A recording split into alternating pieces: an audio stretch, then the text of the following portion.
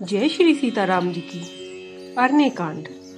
धर्म रूपी वृक्ष के मूल, विवेक रूपी समुद्र को आनंद देने वाले पूर्ण चंद्र, वैराग्य रूपी कमल के लिए सूर्य, निश्चय ही पाप रूपी अंधकार को मिटाने वाले, मोह रूपी मेघों के समूह को छिन्न-भिन्न करने में आकाश से उत्पन्न वायु रूप, ब्रह्म मूर्ति कलंक नाशक तथा राजा रामचंद्र जी के प्रिय शंकर जी की मैं वंदना करता हूँ, जो आनंद रूप एवं जल युक्त मेघों के समान सुंदर श्याम शरीर वाले हैं, जो सुंदर पीतांबर धारण किए हुए हैं, जिनके हाथ में धनुष बाण है, कमर में तरकश शोभामयान है, नील कमल के समान विशाल नेत्र हैं, सिर पर जटाजूट सुशोभित हैं।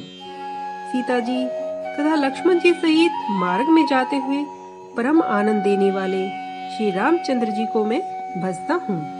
महादेव जी कहते हैं, हे पार्वती, राम जी के गुण गूढ़ हैं, उनसे पंडित और मुनिजन वैराग्य पाते हैं, परंतु जो भगवान से विमुख है तथा जिनकी धर्म में प्रीति नहीं है, वे मूर्ख मोह को प्राप्त हो जाते हैं। मैंने अपनी बुद्धि के अनुसार भरत जी और पुरावासियों की अनोखी और सुंदर प्रीति कही। अब देवता, मनुष्य और मुनियों के मन को भले लगने वाले प्रभु रामचंद्र जी के अति पवित्र चरित्र सुनो, जो उन्होंने वन में किए।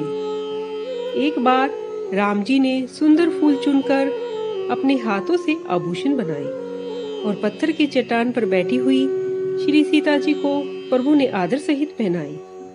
देवताओं के स्वामी इंद्र का मूर्ख पुत्र जयंत कोई का रूप धरकर रामचंद्र जी का पराक्रम देखना चाहता है, जैसे कोई बहुत ही छोटी बुद्धि वाली चींटी समुद्र की थाह पाने की इच्छा करती हो। वह मूर्ख कौवा मंद बुद्धि होने से श्री सीता जी के चरणों में चोंच मारकर भागा। तब राम जी ने जाना कि रुधिर बह चला, तब धनुष पर सिंह का बाण चढ़ाया। श्री रामचंद्र जी बड़े दयालु हैं, वे सदा दीनों पर दया करते हैं। उनके साथ भी उस मूर्ख और सब अवगुणों की खान जयंत ने आकर कपट किया। मंत्र से प्रेरित वह ब्रह्मांड दौड़ा, कौवा डरकर भाग चला, फिर अपना असली रूप धरकर अपने पिता इंद्र के पास गया, परंतु उसे श्री रामचंद्र जी का विरोधी जानकर इंद्र ने अपने पास नहीं रखा।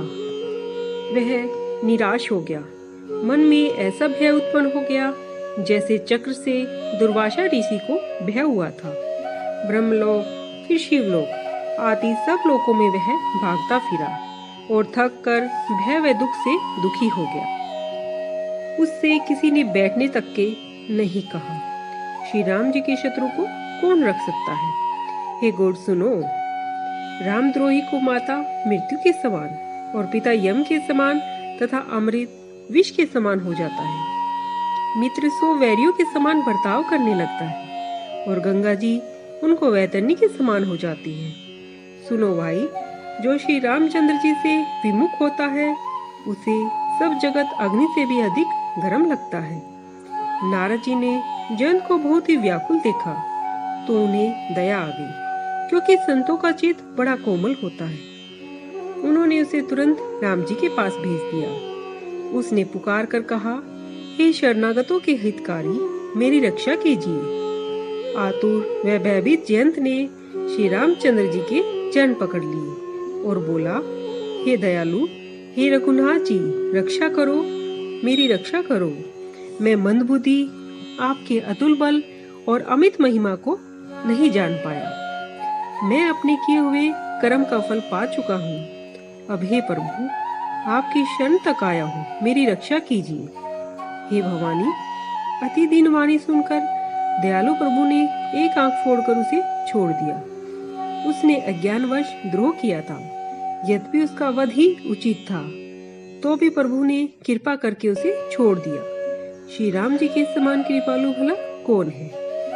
श्री रामचंद्र जी ने चित्रकूट में वास करके कानों को अमृत के समान सुख देने वाले अनेक चरित्र किए। फिर श्री राम जी ने मन में ऐसा अनुभव किया कि यहाँ भीड़ रहेगी, क्योंकि हमें सब जान गए हैं। सब मुनियों से विदा लेकर सीता समेत दोनों भाई चल दिए। जब प्रभु अत्रि जी के आश्रम में पहुंचे तो यह सुनते ही महामुनि अति प्रसन्न हुए।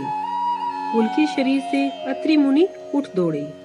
उनको देखकर श्री रामचंद्र जी भी जल्दी से आगे बढ़े। दंडवत करते ही मुनि ने उन्हें हृदय से लगा लिया और दोनों भाइयों को प्रेम के अश्रुओं से जल से स्नान करवाया।